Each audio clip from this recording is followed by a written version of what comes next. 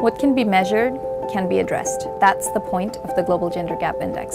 We're trying to understand how countries are empowering women economically, politically, how much access they have to health, what kind of education they're receiving, regardless of how rich a country is or how poor a country is, how equitably are they distributing the wealth and the opportunities that they do have between women and men.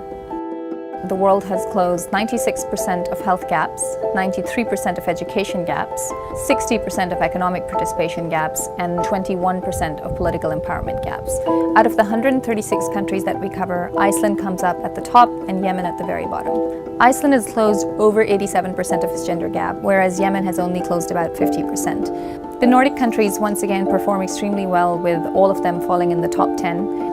The Philippines, South Africa, and Lesotho are three emerging markets that make it into the top 20.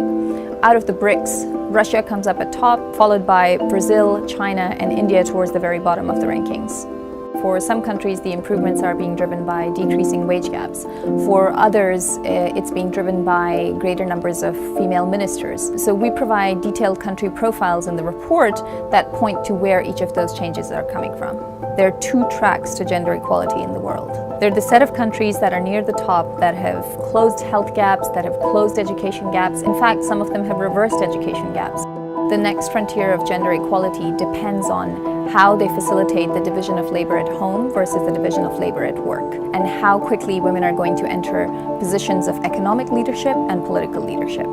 For countries that are towards the middle and towards the bottom of the rankings, there's a lot of work to be done getting girls into primary, secondary, tertiary education for some countries. For others, while they've started to close the gaps on health and education, the next steps are about getting more women into the workforce. The good news is we are making progress, but very slowly.